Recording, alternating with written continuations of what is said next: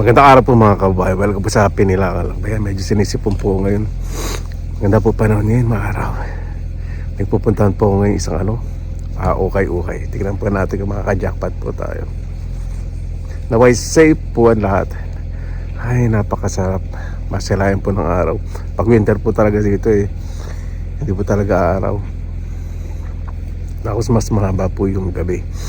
Hindi po sumisikat ang araw. Ngayon nag-araw yun, ibig sabihin parating na po ang spring, di ba? Medyo maraming snow po this year. Ay hindi pala masyado, sorry. Mas marami po ng this year kasi last year tumumbay ang bush sa sobrang dami ng snow. Ngayon pala napakaigli po ng winter kasi after December na po nag-snow. Dati November po na, minsan end of October.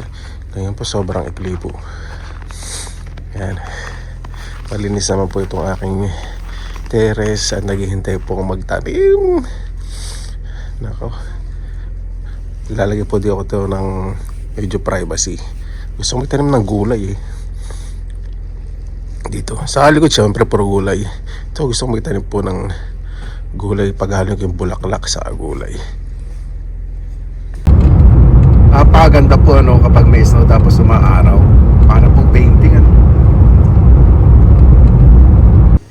Yan po mga kabayan, dito na po tayo sa ganahan shop. Tahimik po mga tapag na namimili.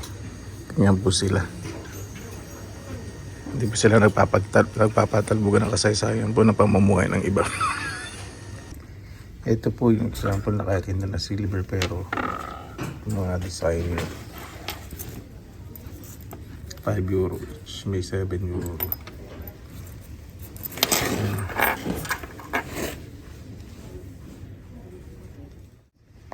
Minsan po ganito, bronze po yung labas. Ito mga bronze po yan, bronze. Ayun, bronze din. Minsan ganito, bronze plated tapos silver ang loob. Walang tatak Saka may presyo para magkano. 6 euro. Medyo mabigat siya. Parang mga kalahating kilo. Nakikitang mark. Ayoko na pong bumili pag walang mark. Ayoko po na mag-risk Dali yun. Mark ba yun o mark ng pagkakagawa? Hindi, gas-gas na. Ito medyo mahal siya, 9 euro. Parang finish design, bronze po siya. Tapos ito stainless steel. Ito naman mabigat medyo mga mahal ito mga ito. Ito 5 euro, ito 5 euro ito stainless. Ito 4 euro. So ito design po ito. Kailan yung bilhin? Meron po magbenta ng mga designer tapos hindi gold o silver. Pero kasi iba gusto po yan. Kung bibili po ako ng mga designers yan, bilhin ko po yan. Ganda nitong pero antique. Kailang mahal. Kano ba? 45 euro. Ito designer po ito 100%. Bronze po. 9 euro. 5 euro bibili ko po ito. Ano po Ito naman po gold plated. Popular po ito sa iba.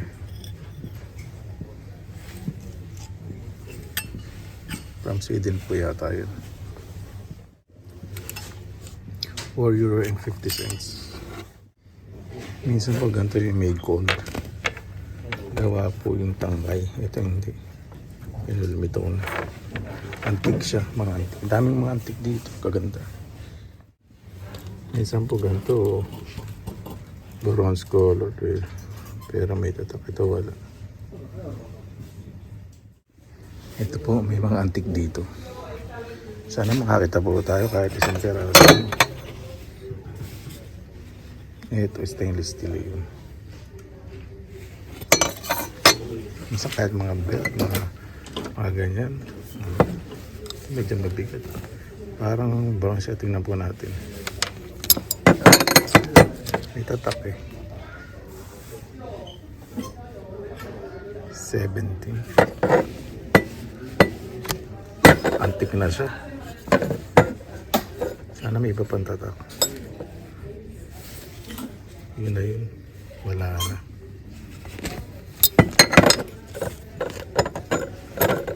Di ba kami kadikit na tatak? Yung na ba talaga yun? Yun. 17. Ito yung isa.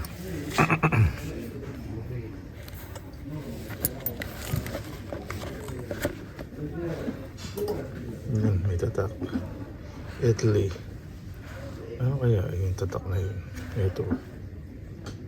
Hindi ko alam eh. Ito 2 euro. Yung isa 2 euro na lang. Ganda na. Pure leather pa ito. Italy pag mabahay. Check ko po ano po yung tatak na yun. Ito kinuha ko po kasi mura naman 2 euro. Dahil po sa sign. Hindi ko pa alam ano po yung sign nito. May maker lang. Stamp ng maker. YR. Wala akong makita ng stamp.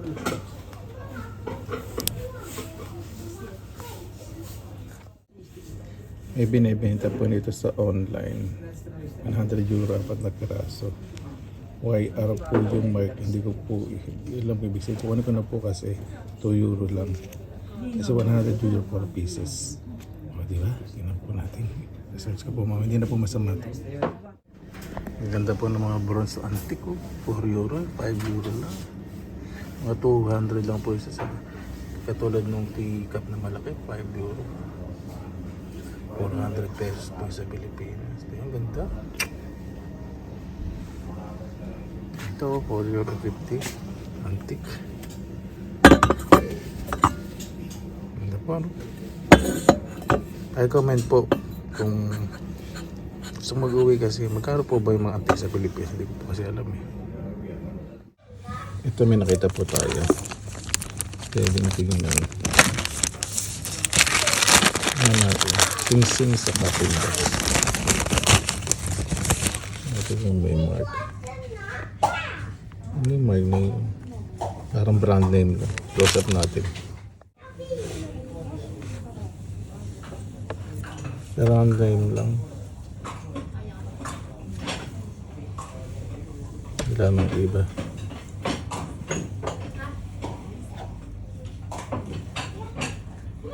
Walang ko ano yun. Kasi pag mga bagong ganda dapat may mark dito. Lever. Parang gano'n. Magpuntas wala rin. Walang mark.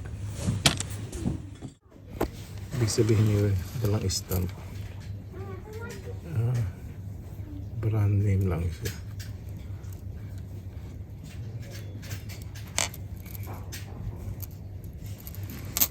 Check ko po sa internet yan.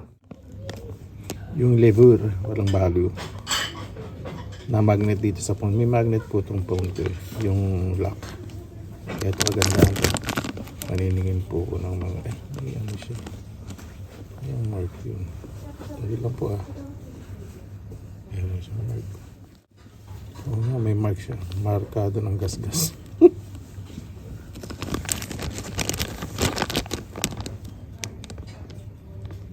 Wala. Ito may brand name. Silver plated, made in Sweden. Ito may nakasulat na rin. Silver plated lang siya.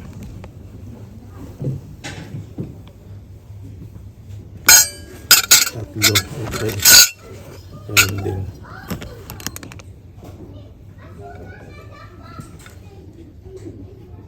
Okay, yung malaki kaya.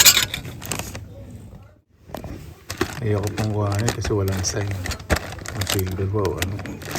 Maganda. Kasi katabi po silver plated ako, silver plated lang. 3 euro po.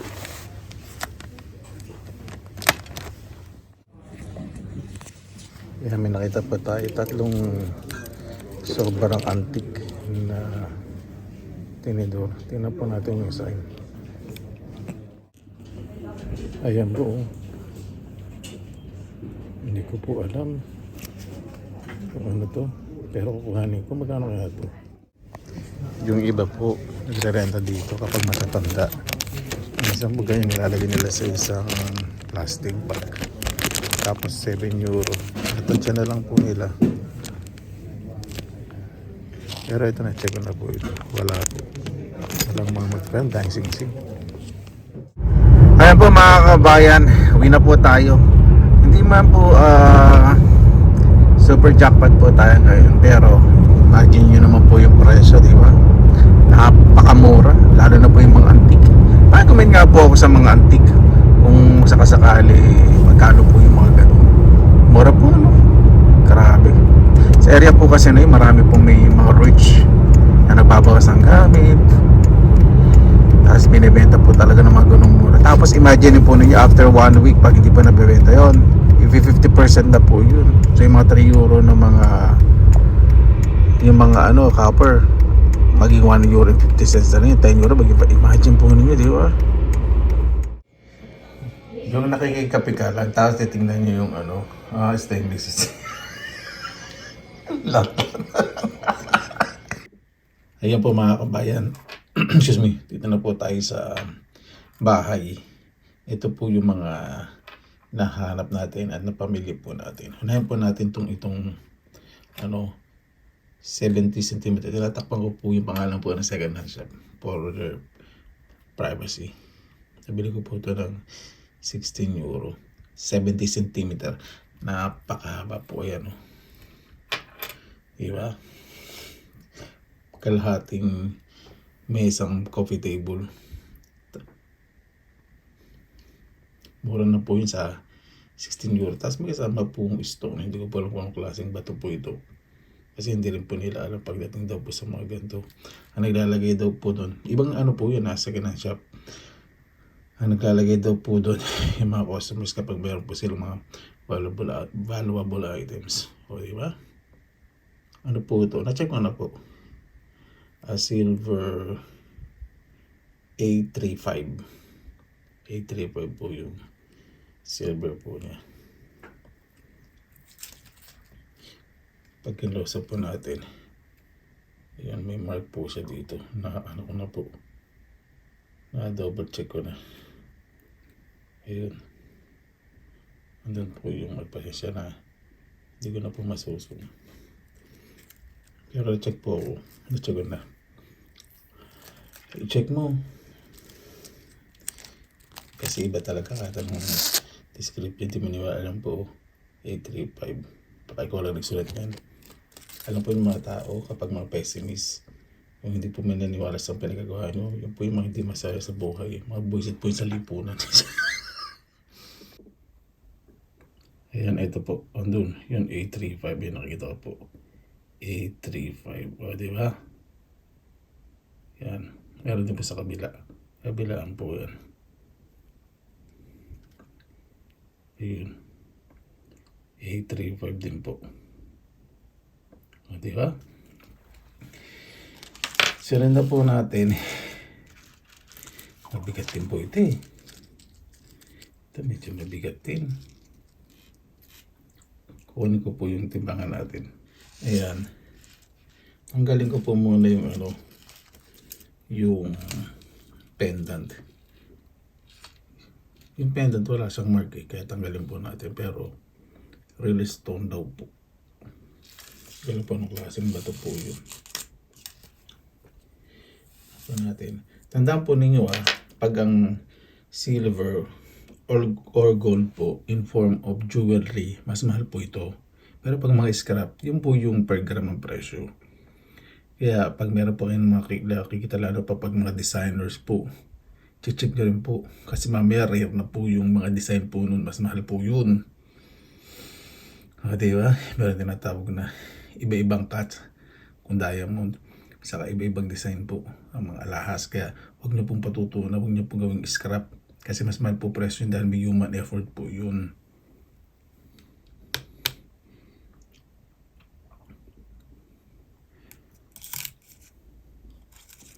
Ayan. Oh, ganda rin 7, check natin. 7-11. 7-Eleven. Tama. Accurate naman siya. So, 7-Eleven. Kung i-compute nyo siyempre, mura lang yun sa per gramo ng silver. Huwag po ganun mali po yun. Scrap price po yun, 7 yung per gram. Huwag nyo po isasama yung kapag nagawa na po siyang alahas, mas mahal na po. Ganun po. Huwag po yung mentality na pag nakita kayo sa mga kaibigan nyo. Ano yan? Sabihin silver. Ano timbangin ko? Ano lang to? 5 grams. Ano lang to? Kulang-kulang ano lang to? Sasabihin nyo kulang-kulang 400. Mura lang yan. Paano kung bilhin niya doon 2,000. Tapos rare na pala yung design. Nakakainsulto po yun. Huwag pong ganun. Yan po. 11 grams. 7 centimeters. Ganda na po yan. Di ba? Kung ibibenta po ito sa shop, nakita ko po yung mga ganito lang bracelet. Yung mahaba. Mahal po kasi pag mga bracelet to necklace. Sa 70 cm, 80 to 100 euro po. O, di ba? Tabi na po natin. Sunod po natin itong 925 white gold plated na silver. Pero 925 lang po yan. Di po yung gold, white gold. Saan na ba? Nasusumba. Ayun po. 925. Inano pa po ito? Binalot ng white gold. Tapos andito po yung isa pa. Yung mark. Ayun. Bibili po kayo ng mga silver tingnan nyo pong mabuti. Yung 925 din yun. Magaling ng kuko yun. Nakahiwa ko. Ayan. 925. Tingnan nyo po yung mark sa necklace sa pendant kung pareho. Ito, mas may value po ito. Kasi white gold plated, pero yung loob silver. Tapos, itong design, ano pa po ito? Collectibles or rare. Di ba? So, check po natin kung magkano. Ito po ito. Italy.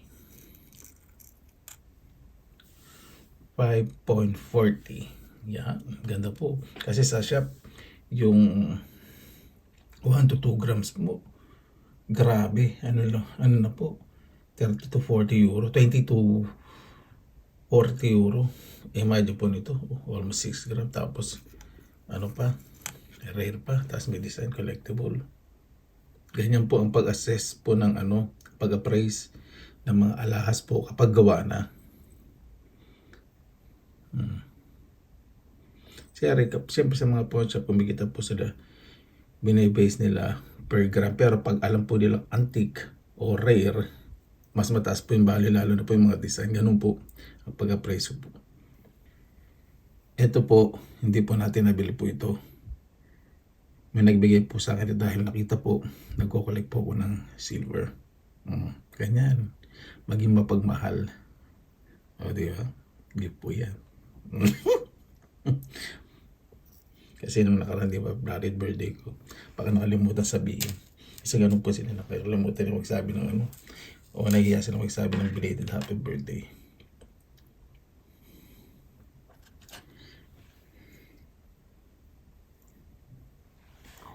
So, dito naman po tayo sa dito natutuwa po ako sa isa Ito kasi may YR. At check na po yung design nito ng maraming beses sa internet. Ito po sa Finland, 6 pieces.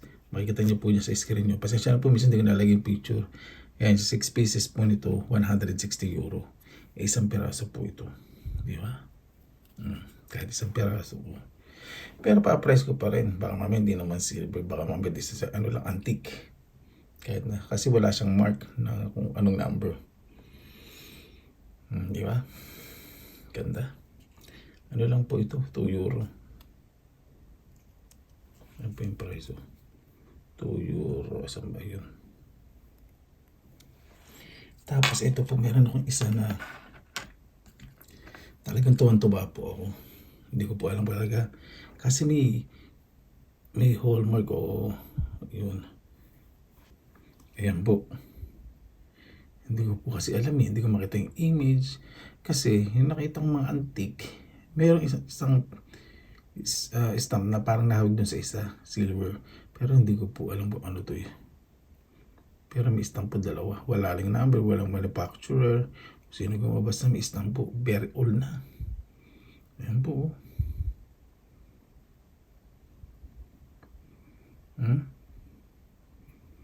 Ayoko po mag-anticipate o mag-expect kung ano po ito. Ito papapraise ko. May mga papapraise din po bukas. Yan. Diba? Yan po, yan, maliwanag yan. Po yung design po niyan.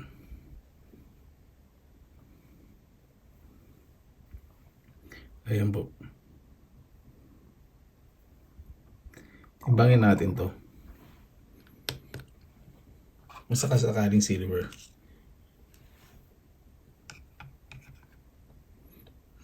Bigat din pala. 10.99. Bigat din ha. Itong isa. 12.73. Sana naman sa isa dito may totoong silver. Diba? Kasi dito bili ko po €3. Kaya kasama po itong dalawa. Itong dalawa hindi po silver. May brand name lang. Alam ko po yung Alpaca. Brand name lang po. Pero eto, ibang-iba po itsura dito sa dalawa. Kita po ninyo. Diba? There is something in this one. Diyan po. Nagagastos ko po, diba? Mura po. Sa iba po kasi mga second hand. Ako po. Ito, papakita ko po sa inyo. Itong 70 centimeters po ito. Napakahaba. Siguro pag sunod nyo ano. Sa mahaba. Yung haba po niya na 70 centimeters. Binibenta po ito sa ibang second hand shop ha. Sabihin ko po sa inyo kung magkano.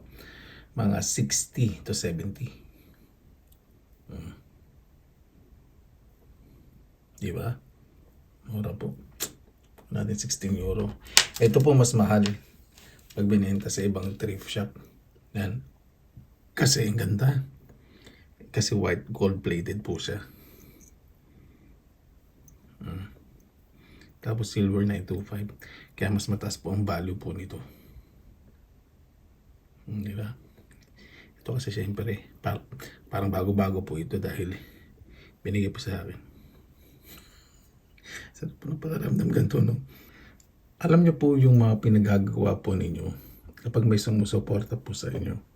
Napakasarap po ng pakiramdam. Yung minsan nahiya kayo. Tulad sa pagbablog, di ba? Uy, ano naman share out, pakisuporta naman. Pero ang father ko po, grabe. Lagi pong sinishare talaga lahat na pinupost ko sa Facebook. Minsan nakakasampung share sa isang post ko. Yun.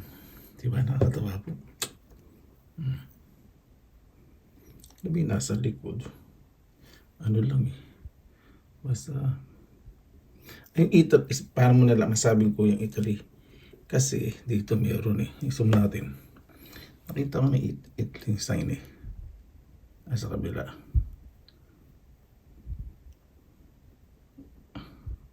Ayun, nakita niyo na.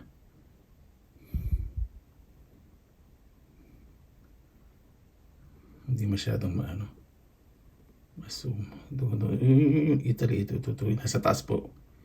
Italy, yun yung nakikita ko na. Eh kung gusto naman ninyo, yan, picturean po ninyo. Tapos, kahit pagtanong po ninyo yan. Rare find na po ito. May ano eh.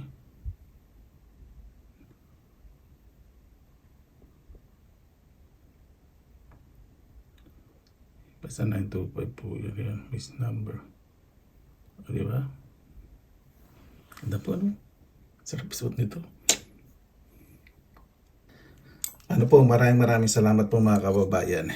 Ito po bukas, pupunta po ako dun sa pawn shop. Sana wag naman sa akin makulitan. Papa-assess ko po. Hindi ako mag-expect. Kung hindi siya silver or hindi silver yung isa dito, okay lang po. Kaya lang antique po ito, mabebenta ko pa rin for a good price. Magiging double po yung presyo po nito sa isang piraso. Kasi rare find na po itong dalawa po na to. Di ba? Ay, natutuwa ako sa bagong libangan ko po ngayon. Kasi kung lagi tayo magmumukbang, di ba?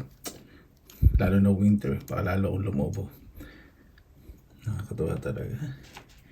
Ito po nung nakita ko po, ang dami tumitingin kanina. Tumitingin lang po kanina. Sabi ng iba, babalikan ko yan. Minarinig pa ako sila, babalikan ko yan. Eh, siyempre, pag ganun, sa cashier pag hindi sinababalikan, hindi mo kinuha. Hindi sigurado kung bibili mo. Ako hindi, kinuha ko na po. Nilay ko na sa cash register. Binayaran ko na. Tapos di ko po alam yung bumalik. Excuse me. Baka disappointed siya kasi minsan po nakapagsising. Alam ko yung pakaramdam na gano'n. Minsan sabihin ko, balikan ko. Tapos pagbalik ko, wala na. Kaya sabi ko rin po minsan kasi pag alam nila ang dadalawang isip. Di ba? Grabe. Ito tuwang-tuwa po ako dito. Sobra. Paano po? Maraming salamat na po sa inyong oras nila sa Pinilakan Lakbay. Basta maging mabuti po tayo sa kapwa. Kung saan po tayo masaya, gawin po natin. At dahil ito hindi naman po ito trend. Dahil dalawang bagay pong magandang investment po sa buhay, alahas sa lupa. Dahil ang presyo po ng ginto, kaya silver at lupa, habang tumatagal po, kahit sabihin natin bumaba ng bagya, mas tumataas pa po yan. Diba? Maraming salamat na po sa inyong oras nila sa Pinilakan Lakbay. Basta lagi po tayong positive vibes, good vibes. God bless, ingat po lagi, magandang araw. Laban lang!